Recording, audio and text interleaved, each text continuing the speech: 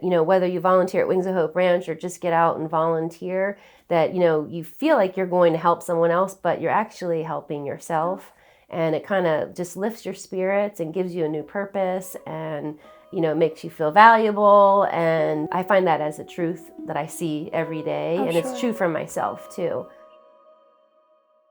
Welcome to Lived In by Zoe Therapy Services. I'm your host, Micah Faye, and I'm excited to share with you a community of experts who specialize in helping you feel fantastic. That's what Lived In aims to be, an online hub for DIY wellness led by the experts and curated by folks who care. In this wellness series, I interview Richmond community leaders, vendors, and healers to empower you with a toolkit. One filled with healthy practices to make every day just a little bit better. So welcome to Lived In, your online comfy couch, surrounded by friends and supported by experts. Come on in. We're excited to have you.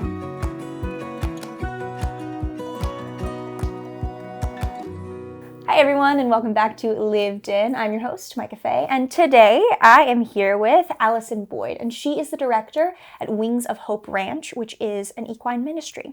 So, Allison, hello. We're really glad you're here. Thank you for having me. A fun tip, y'all. Allison works with my mom, so she's here today because my mom asked her to be. So, Allison, tell me a little bit, please. Let's start with what is Wings of Hope Ranch, and then we can talk about what is equine ministry. Okay. Yeah. So Wings of Hope Ranch is a place where we use rescue horses to minister to children who we say are facing conflicts and challenges. Mm-hmm. And it's specifically vague and wide open so that really any child between the ages of 5 or 18 can visit and participate in our free program. Wow. Okay, cool. So then tell me how I'm really interested in knowing how you bring rescued horses into this, because having been around horses and being a rider my entire life, I know how volatile rescued horses can be sometimes. Mm-hmm. So please, Can you tell me more about that? Sure, yeah. Well, I didn't invent it. Somebody else did. There's a lady named Kim Meter who had a very traumatic childhood and kind of, as an adult, she always grew up on horses and knew that a horse really kind of saved her life as a child. And without going into a bunch of details, she has plenty of books you can read, but she rescued 2 horses as an adult, and a young lady who was mute, didn't speak, used to turn up at her house, a neighbor, and just help her with these rescue horses. And that relationship between Kim and this neighbor girl and these 2 rescue horses grew into an equine ministry, a horse ministry called Crystal Peaks Youth Ranch. And after about 10 years of doing that, she wrote a book called Hope Rising. And I read the book one day, and the book is all about stories about how rescue horses can really help kids who have had trauma or, are just going through really difficult things. So when I read that book, I thought, oh my gosh, this is what I was created to do. And so I've had the pleasure and blessing of seeing that for myself. We have 10 horses right now, and they're all rescues except one who's been there the longest at this point. We took her because she had actually broken her leg, which as a horse person usually is a death sentence, but the people did end up taking really good care of her and healing it. Her hoof even fell off, which you can't imagine, and grow back. So her hoof is a little bit deformed, but her name is Angel. And when we got her, she's only walk-only pony. Yeah. So she wasn't a true rescue, and she's the only one, but all the rest have incredible rescue stories. This takes several hours on each one and tell you about them. But what I find is that because the rescue horses themselves have had trauma or, tough things that they've had to overcome, the kids really relate to them. And it really opens up, they can relate to the horses, and they'll tell you things, and share things and grow in ways that you just can't really reach, sitting down or just talking. Mm-hmm. Can you tell us one rescue horse story, please? Let's see. So, because there's so many, but I don't know if you've met Cody. I have. But he's a white Paintalusa, which I've never met one. He's half paint, half Appaloosa. So he's white, but he has these big sections of Appaloosa spots. And he came to us, and he used to be a lesson pony that went blind. Wow. And so the place that had him had turned him over to a sanctuary in Virginia. And they said, gosh, the sanctuary is like, this horse is only 18 years old. The only thing that's wrong with him is he's blind. Yeah. And he has a lot of life left in him. So they contacted us to see if we would take him, because the sanctuary he's at was just, this is where horses go to live out their days. Yes, live out their days. Thank you. And so we said, yeah, we'll take him. And so we got him, and gosh, he's been huge. And the fact that he can't see actually makes him amazing at his work, because he's so trusting. Wow. And he'll do anything. Like you were talking about trail rides. He's fantastic on trail rides. He completely trusts the people riding him to not run him into anything. And like when we do little exercises in our equine programming, like I remember one time we had these things set up like bridges, and we were asking the participants to try to get their horse to walk across the bridges. Right. We had like a tarp, and then we had a wood, and then we had like a small thing, and it was like each one got harder and harder. And someone asked if they could use Cody, and I thought in my head, I don't know if he's going to be really good at this because he can't see, but but he ended up really being great. the best one, because he completely trusted he couldn't see the obstacle, so he just trusted his person. He went right over all of them. And I thought, that's how God works, that, here I'm like thinking this horse is limited because he can't see. And actually he's the best one because he totally trusted his person to, to take him across. So his name is Cody, and he came with the name Cody, and we give all the horses Bible names. So we worked really hard to find something that worked Cody into his name. And I came up with the grand idea. How about the scripture that says, if a man asks for your shirt, give him your coat, like Cody. Oh, Cody. And they were like, no one liked that idea.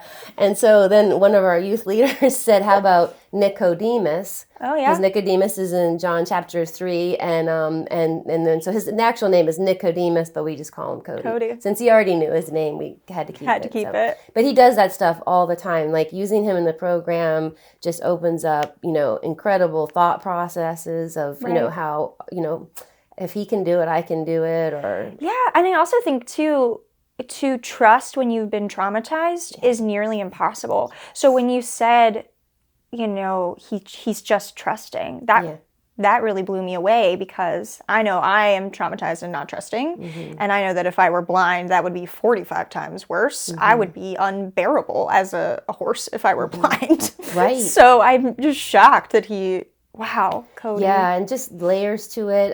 Just the trauma. Our team has actually really taken a bunch of trainings, and we work with a lot of foster kids. So we're doing a lot of trauma-informed care, or TBR, trust-based relational intervention, like training for our volunteers, because the kids with trauma act out of the fight or flight part of their brain, and so do horses. And so there's so much crossover. Mm-hmm. Like you're saying, like here's a horse that operates out of the same part of his brain, fight or flight, but he is totally trusting. It's just, I don't know, it's fascinating. Cody sounds wonderful. Well, I've met Cody, but for all of y'all, Cody's wonderful. Yeah. So that's just one of 10 amazing stories about the horses we have. So then, can you tell me, I guess we know a little bit about the horses. Can you tell me about the kinds of kids that you serve, and sort of how you use the phrase "come alongside them" earlier? Yeah. So how does that work? What does that look like? Okay, so it's all referral based. Okay. It's a free program, and we love it that it's free, because it just allows anyone, if they can get themselves there, or if they can get the child there, then it's free. So I said earlier, 5 to 18 years old, maybe 20% foster kids, and kids that were adopted, maybe that are having some attachment issues. We have kids whose parents are going through a divorce, or have a critical or illness, or a parent lost a parent, substance abuse issues in the family, past abuse. Just pretty much anything. We see it all. And then the last 5 years, we've really been serving the autism spectrum diagnosis community. Yeah. And we're just learning about that, because, we're not therapists. So we just come alongside the therapists that are working with the children, and they just help us to help the kids. And we've had some great success and some great learning experiences with children that they're on the spectrum. So most of our referrals come from personal, like parents referring other parents. Like they'll have their child being really positively affected by the ranch, so they'll tell other parents who have children that have similar diagnosis or whatever. And we've been working with a couple occupational therapists, which I love. I knew nothing about occupational therapy until maybe 5 or 6 years ago. And we've learned so much that now it's part of our training for all the volunteers to have the OT give us it's an hour and a half training on sensory issues and how, horses can really meet the needs of children with sensory issues. So we've all learned and grown the last few years, basically to meet the needs of the kids who keep turning up, and just trying to meet the challenges that they have and learn ourselves how to help them. Yeah. So then you keep talking about your volunteers, and we know that this program is free. So can you tell me a little bit about the volunteer program? Because it sounds like you offer a lot of really valuable training. Yes. So we actually have probably almost 150 volunteers. Wow. I know. It's like I can't even believe when we start making a list, I think, wow, that is a lot of people. But we have about 30 to 40 that just take care of the horses. So every day, every morning, every night, somebody comes, and it's usually 2 or 3 people to feed and care for the horses and clean the barn and, make sure they have their blankets on, like on today where it's going to be really windy or snowy. Just take care of the horses and provide medication and, wellness things. And we have a staff member that oversees all that. And then we have about 100 people that work one-on-one with the children. So our program is 1 rescue horse, 1 volunteer, and 1 child.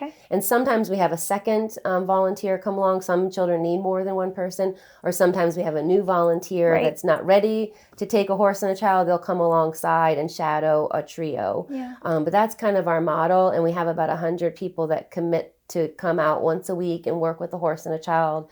And they'll do that for, could be, sometimes we'll see children one day, like we might have a group come from the Juvenile Justice Department, and they'll just bring 5 or 6 youth, and we might only get to see them that one time. And then we have other kids. We have one girl who started with us in 4th grade, and now she's just graduated college. So, we'll have long-term relationships with some of the kids who kind of grow up with us. Right. And do the kids, once they sort of age out of the program, do they have the opportunity to become volunteers? That is a great question. I love that question. So back, I don't know, we started in 2006, and now it's 2021. So I think somewhere in the teens, we, somewhere in there, we had a limited amount of horses and a limited amount of volunteers, and we had so much need for the program, so many children. We designed this program as to solve the problem of not having enough space for new kids. We called it a youth leader program, and we did it out of necessity, but it turned out to be this great thing. So when you're 13 and we call the children that visit our ranch ranchers. If you're a rancher and you're 13, you can apply to become a youth leader, and then you transfer from being a rancher to a mentor. Like you sort of stop seeing yourself as someone, as a participant or receiving care, to giving it. So that was, like I said, it was kind of not intended, but as we've grown, we're like, this is a great idea. And so we used to have to be 18 to volunteer, but once we started the youth leader program to open up spots, we allowed community members to join us. So actually some of our strongest volunteers are like you, girls that rode horses or ride horses and can handle any horse. Our horses, they could handle with their eyes closed because they're used to, heavy duty working horses, and ours are all, slow geriatric rescue horses.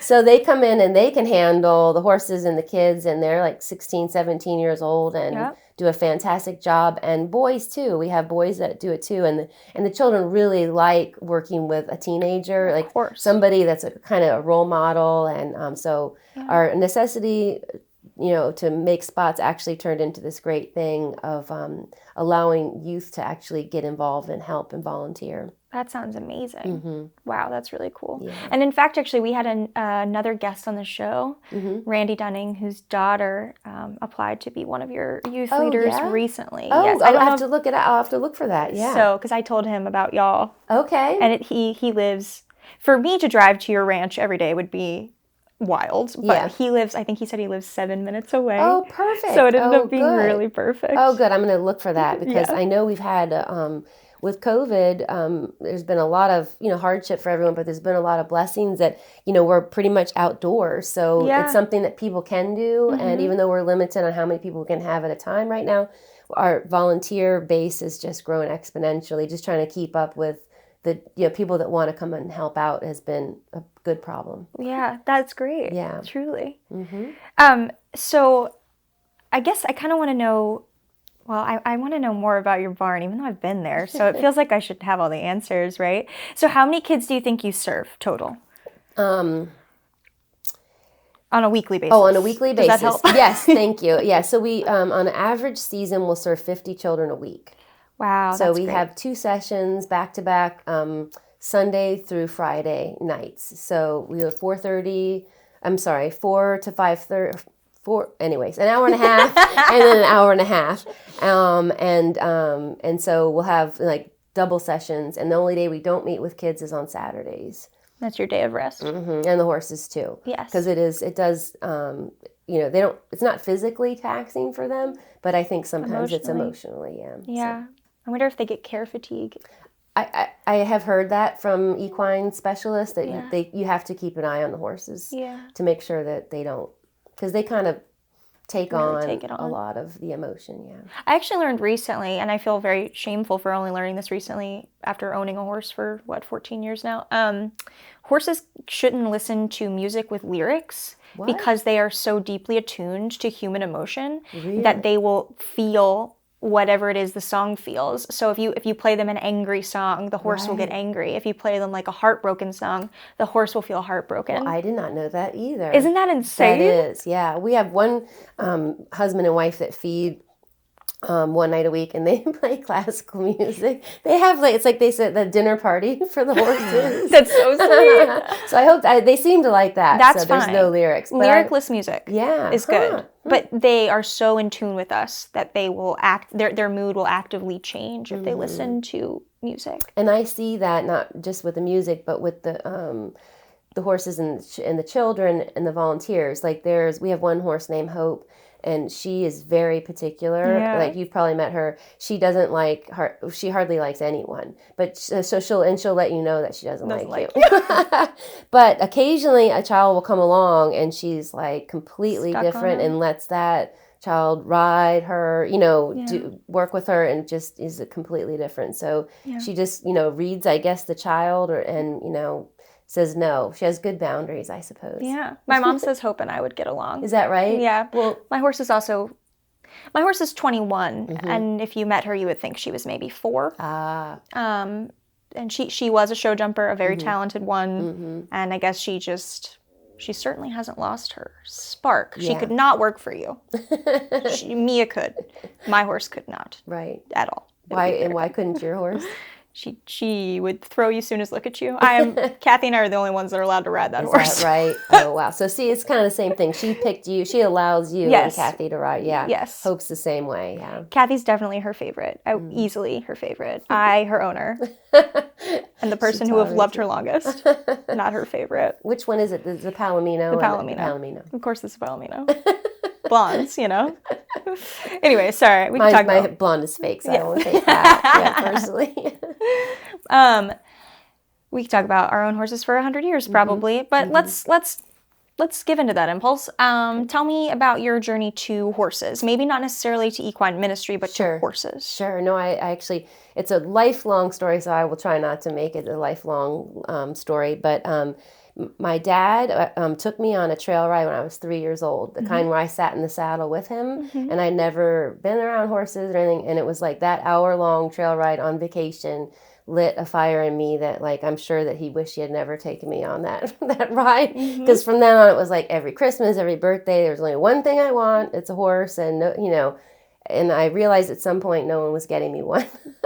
So, and I was actually reminiscing about this today, that I used to talk about having a farm and a ranch my whole life. I used to draw pictures of this barn, and I would draw pictures of all the animals and name them. And, it came up because we just got this puppy, and I was thinking of names, and my husband said, "Why don't you name him Fred?" And I almost got teared up because I would just pester my dad all the time about, I'm having this imaginary ranch and farm. What should I name this horse? And he would always say Fred. Like, his answer was always Fred. And I was like, I had forgotten about it, but I remember that, he would indulge my dreams of having this ranch one day. So fast forward, in 8th grade, I finally just realized no one's getting me a horse. I mean, we lived in the suburbs in Minnesota, and you can't have one in your yard or anything. So, in the guest room. Yeah, I mean, it would have been fine with me. Yeah. So I actually started this little business where I made chocolate lollipops and candies, and I took them to school and sold them, and saved up enough money so that my parents couldn't say no, that if I was going to pay for it myself. So. Right. So then he took me around, and we looked at all these horses, and ended up getting this barn sour, unregistered quarter horse named Cody. And another Cody. Another Cody, yes. And my goodness. I know. And so I boarded her at a place in Minnesota, and it was a 60 horse barn of like show people. I never showed. I was just didn't have a show horse, and there was only one other girl there. And so she and I became best friends. And we spent all of our waking moments at the barn with these two, bedraggled horses.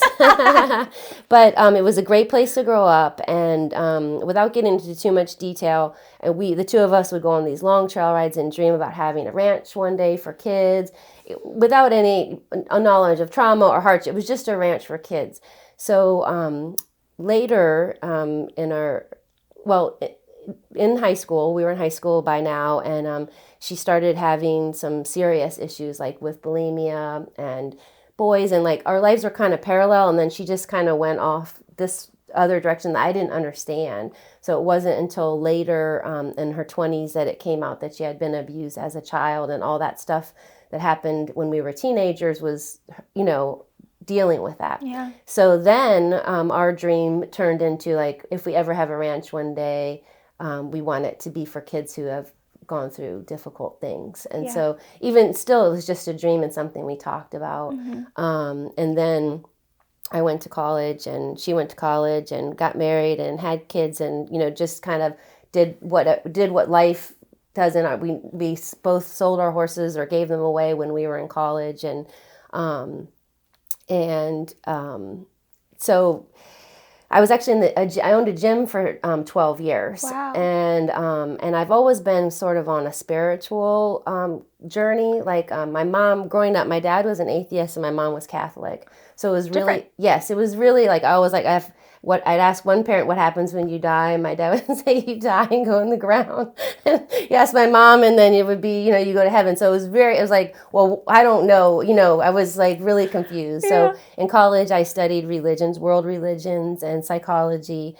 And I was always kind of a seeker. And so fast forward to finally when I was 30, I became a believer. I submitted my life to Christ. And it was it's kind of like that story where you come to Jesus moment, when you get to a low, low point, mm-hmm. and all you can do is look up. Well, that was kind of where I was. And interestingly, in hindsight, it was then, as soon as I submitted my life to Christ, it was like, oh my gosh, now it's like the thing that I was created to do can now get started. It's almost like he was waiting for me to say, whatever you have for me. And before I knew it, I was out of the gym business and into the horse ministry business. And now I feel like I'm doing exactly what I was created to do. If I had believed sooner, I could have gotten going sooner. But anyways, the great part of the story about my friend from high school is that she ended up marrying my husband's best friend in college. Wow. And they live in California. And she finally just started her ranch. It's called Amelia Grace Farm,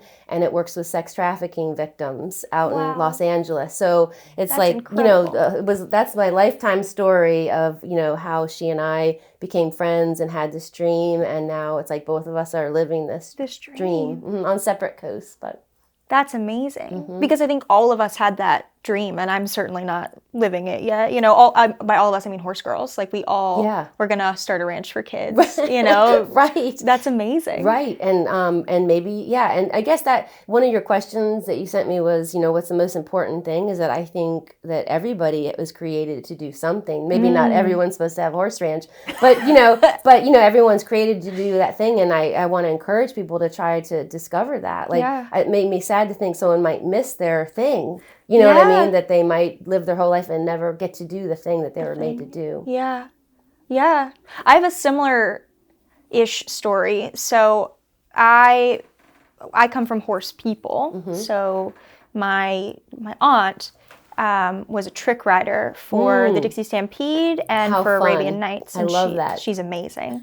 And she had a horse who was called Silver, and he was my first ever ride. I started riding as an infant. Right. And then my first ever solo ride, I was 18 months old. Get out. Because he was voice trained. And so he would, you know, you'd say walk, and he would walk. Right. But he wouldn't trot with me, and he wouldn't canter with me, no matter how hard I tried, Allison.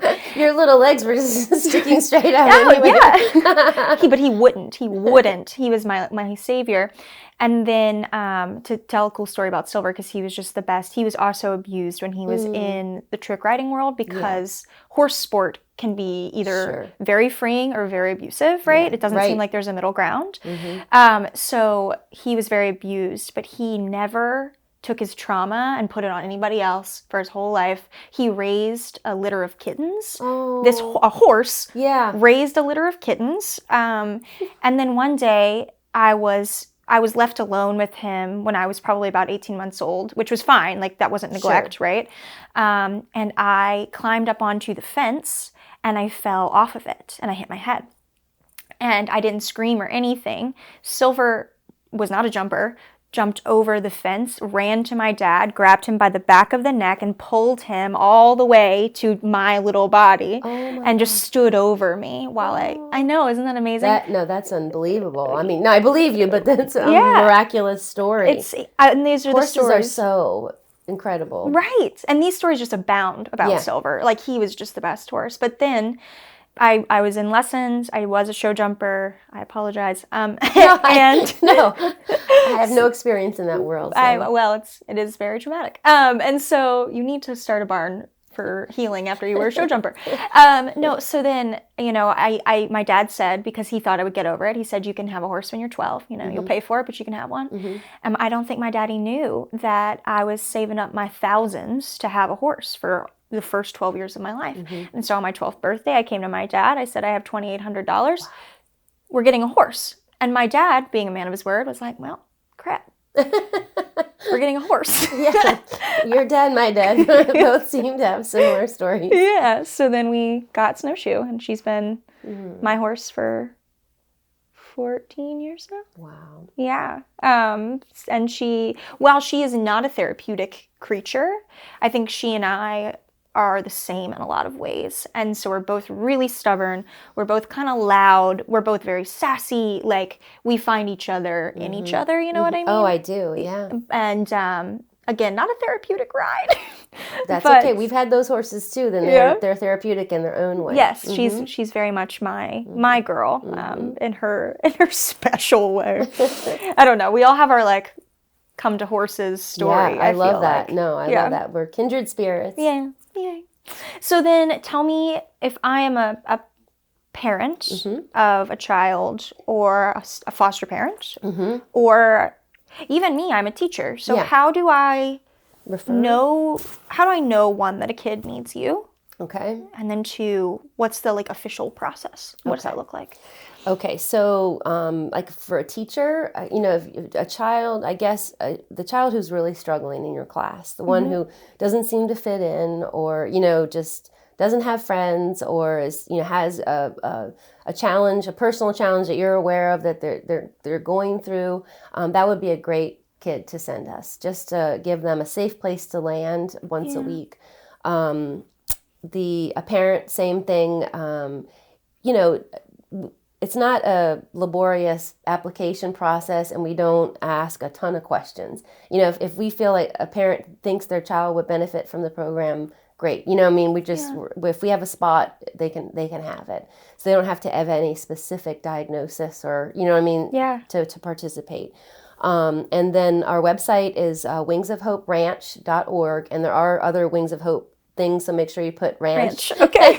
wingsofhoperanch.org, and then on the forms tab, there's an application for everything. There's an application for to be a rancher client. Okay. There's an application to be a volunteer. There's an application to work with the kids. There's an application to work in the barn. Pretty much every form you would need is going to be on there. Right. And of course, on the website, there's everything else too. There's every single horse story. There's, testimonials, years of newsletters you can look at. So, lots of fun stuff to look on. Wonderful. There. Okay.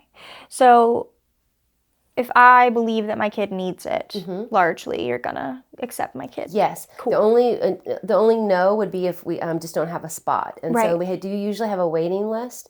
That's amazing. Yes, we've had a waiting list since day one. We've never not had a waiting list. So, but what happens is you could be the lowest on the waiting list, but then we might have a spot open up and our program director would start going down the waiting list, and the people in front of you can't come on Mondays at 5:30. You know what I'm saying? So the first person who's available at that time can have the spot. Right. Okay. But we are growing. We're growing so that we hope that we don't ever have to have a waiting list. And because right now we're seasonal, because in the wintertime, number one, it gets dark at 5 o'clock. So the kids get out of school and we can barely get them to the ranch before it's dark.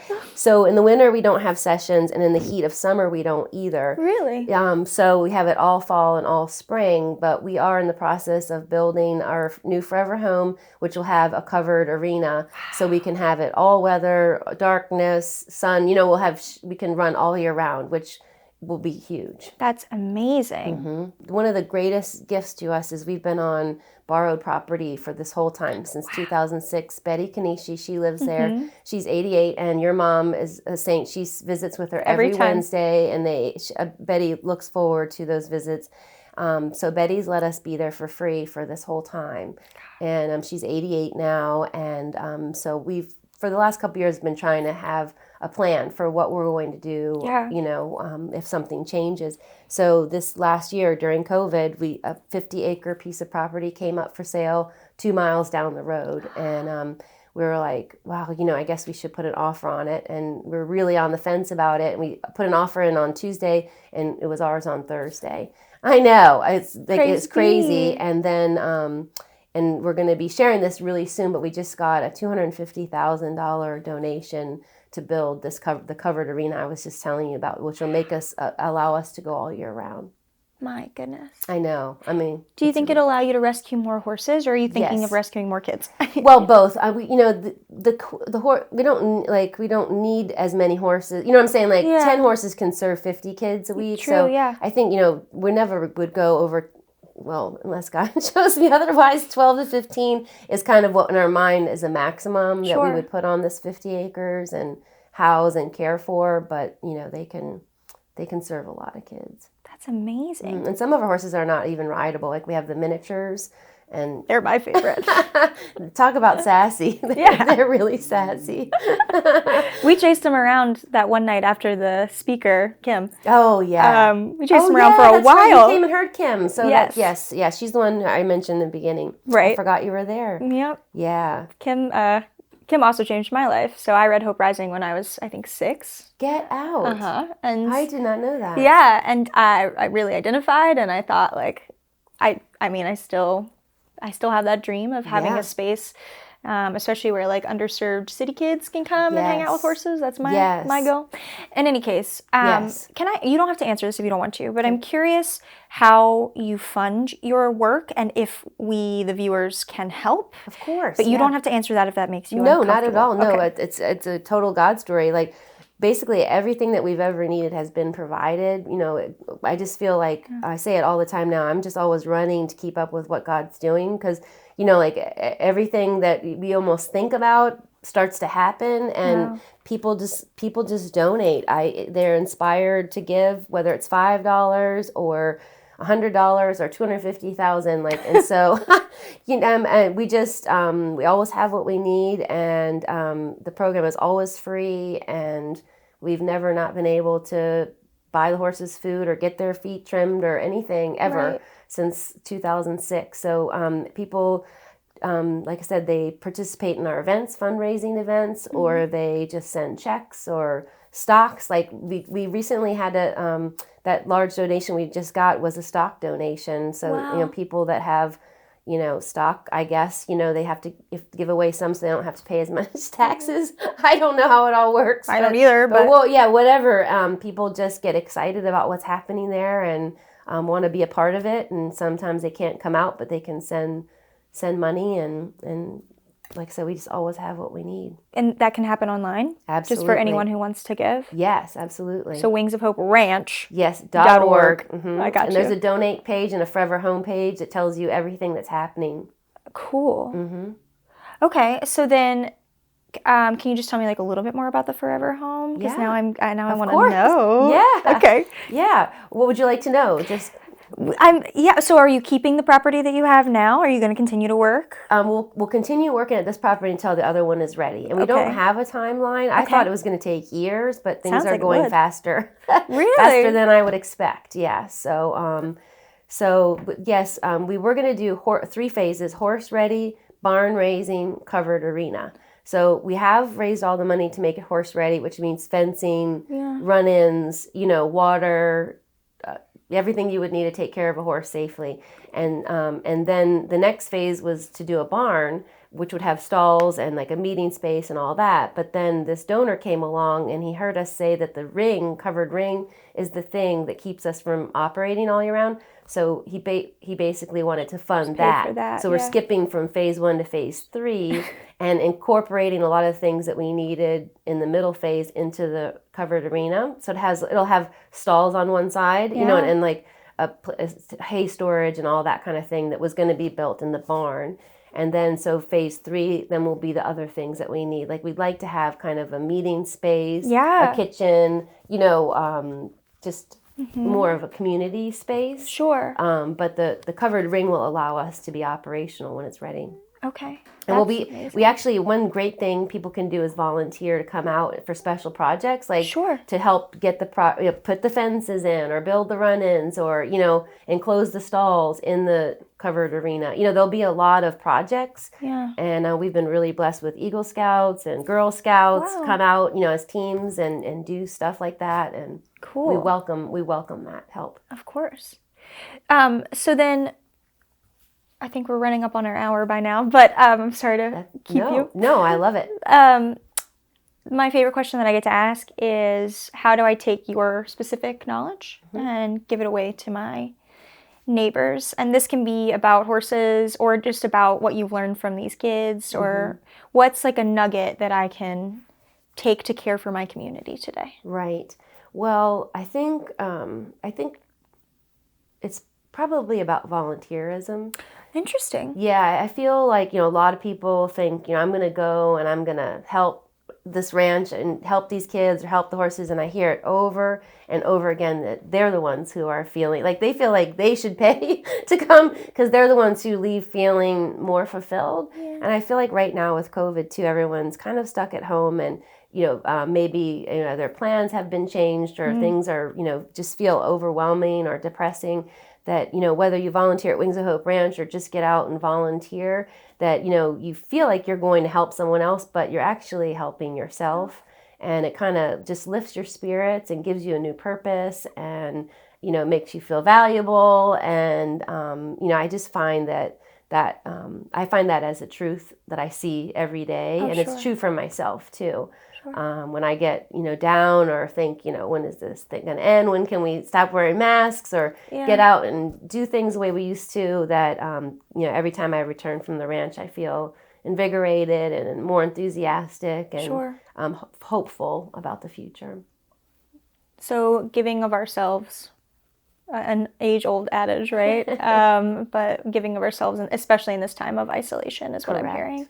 Okay. Yeah. And if I want to, I could go to wingsofhoperanch.org and I could fill out a volunteer form now. Yes, you could. Or I could donate money if that's how I chose to give. Absolutely. So you've already told us about Forever Home, which I'm very excited to learn more about. usually I would say, tell us what's next. We already did. Okay. So tell us anything you want to tell us that we didn't already talk about. Well, one thing that we're doing that's new this last year during COVID, which was great because I had it on my list of things to do, and then when COVID happened, it allowed me to do it. I got my certification in biblically based equine assisted programming. I know. That's a mouthful. Yeah, so there's a lot of equine assisted programming out there, but this is the first one that's biblical based. So we've been practicing it. We did a lot of volunteer groups over the summer, and we have a research. We're going to be participating in a research study this spring with 6 to 8 youth, middle school youth, and they're going to do the faith-based equine assisted program. And the University of Kentucky and Liberty is doing like all the analysis. It's just basically to see how faith-based equine programming compares to non-faith-based, because most of the equine programming out there is not faith-based. So anyway, we're excited to do that. But what I love is we've practiced this, and you would love this, equine assisted programming. What it is essentially you are doing an activity, and the people, whoever is doing the work, and the horses are free to respond in any way. So they're just loose in the corral or wherever you are. And like you'll have like the bridges thing. That's what you'll have an exercise, and you say, okay, I want you people that are participating to go get a horse, which is meandering around, and I want you to try to get that horse to go across these bridges. And then after you do the exercise, you process and you talk about how it went, and it is like it's the most simple thing, and then it opens up this most amazing conversations and insight. Like when Cody went across the bridges, it was like a whole conversation about trust came up, and it's just it's fascinating, and I love it. And like Angel, she loves equine assisted program. We're not riding her anymore; she's retired. But she when I'm talking, she'll come over and she'll stand in front of me almost like a podium and scratch. And I mean, she's like, oh, I love this stuff. Like she just really embraces this freedom exercise. So we're all learning how to do it, and I'm looking forward to incorporating that into our programming. That sounds really cool. It is fun, yeah. Cool. Mm-hmm. And I just want to ask one last question, which again, I'm sorry to keep you, but how do you balance being kind of like I know it's not a business, but permit the word, a business owner. Yeah. And I mean, being a person, because it seems, I've met you, twice, and it seems like your whole world is this, and that's great. I'm just curious, how do you strike that balance with your own wellness? Because you spend so much time making other people well. Right. So that's actually a great question. So my husband and I are now empty nesters, and our youngest son just graduated from college. So he's, no one lives at home anymore except us. And so we're kind of in this next chapter, and that's a great question because, he's like ready to kind of, travel more or be less tied down. Yeah. And so, I'm going to have to learn to answer that question really quickly. But I think just the way I'm made, I generally am not great at having healthy boundaries anyway. I tend to just go 110% all in whatever I'm doing. And so I don't know. I think that is actually kind of my next thing, is like to figure out how to allow the nonprofit ministry to grow without me being there all the time. And I mean, and I'm actually good with that. I mean, I feel like a little bit I'm in the way because I don't want people to just lean on me. God's brought all these great people along, like your family and all these other people that are so excited about what's happening, that I just kind of need to get out of the way and let things go and still have my role. But it doesn't need to be the way it has been the last 16 years. If that makes any sense, I need to start seeing myself in a different type of role, right?